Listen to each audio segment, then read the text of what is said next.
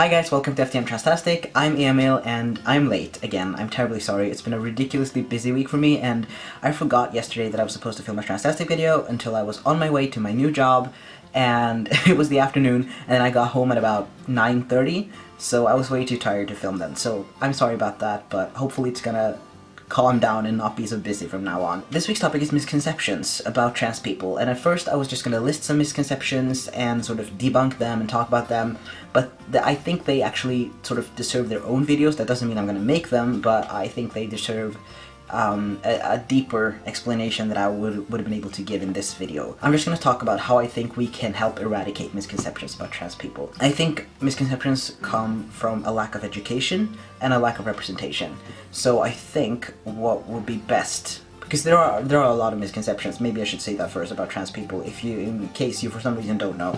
There are a lot of misconceptions, among them that all trans people want surgeries, bottom surgery specifically, because that's the surgery that people usually think about when they think about trans people and surgeries, and that all trans people know from a very, very young age that they're trans, like 4 or 5 years old, and the misconception that all trans people are straight, like trans men like women and trans women like men, and that being trans is just like the next step of being gay, which is completely untrue. Sexual orientation is one thing, gender identity is another thing. They are completely separate.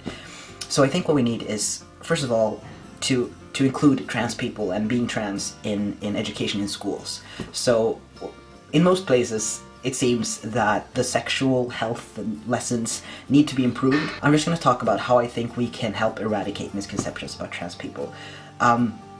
I think misconceptions come from a lack of education and a lack of representation. So I think what would be best, because there are a lot of misconceptions, maybe I should say that first about trans people, in case you for some reason don't know. There are a lot of misconceptions, among them that all trans people want surgeries, bottom surgery specifically, because that's the surgery that people usually think about when they think about trans people and surgeries, and that all trans people know from a very, very young age that they're trans, like 4 or 5 years old, and the misconception that all trans people are straight, like trans men like women and trans women like men, and that being trans is just like the next step of being gay, which is completely untrue. Sexual orientation is one thing, gender identity is another thing. They are completely separate. So I think what we need is, first of all, to include trans people and being trans in education in schools. So in most places it seems that the sexual health lessons need to be improved, from what I've heard and from my own experiences, and I think it would be great to include trans people in them as well, to just like talk about the fact that you can be trans, it's not a sexual orientation, blah blah blah, and to provide kids with resources where they can go and read about being trans if they are interested, just to show that it's okay, it's not this horrible taboo thing, it's natural, it's okay, it's chill. And I also think they would help with representation in movies and shows and comic books and everything, you know? As a writer myself, I think that these misconceptions about trans people could really be used to, because you know, when you write a story you usually want some drama in there and you want characters to be upset or have a reason to go and do a certain, sometimes reckless thing, or sometimes this great thing to help the world, but they need reasons for it. And I think these misconceptions about trans people and the frustrations that they build up,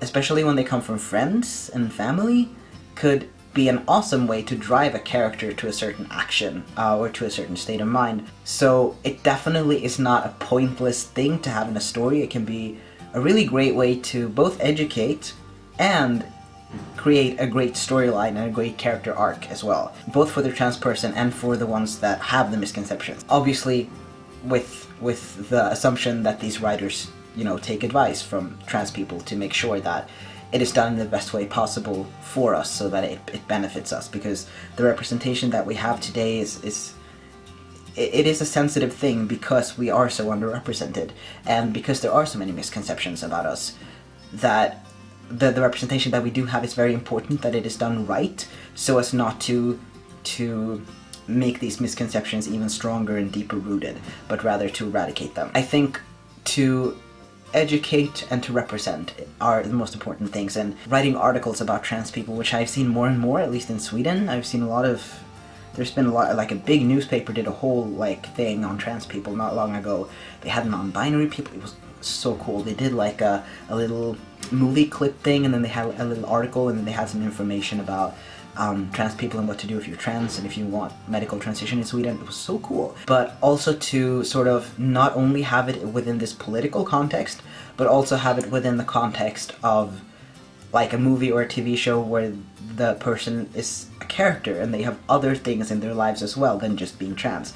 They have a place in the world, they have relationships to the other characters, and being trans is not their greatest defining feature, you know? Even though it is it contributes to some things in their lives, because if you have something as big and stigmatized as being trans, it is going to affect your life in some way. But yeah, so not just in a political context, but to have it within the context of just education, and to have it within the context of just a character and a story as well, I think would be great for people to embrace it and to like really have this emotional connection, at least when it comes to the stories, to have this emotional connection, to want to learn more about being trans, to get to know this character better. I think storytelling is really important in that, but especially when it comes to kids, also to have education about it, so that they know that this is something natural and okay and real, and it exists, it happens. Those are the two most important things, I think, to eradicate misconceptions. I hope you'll have a wonderful week,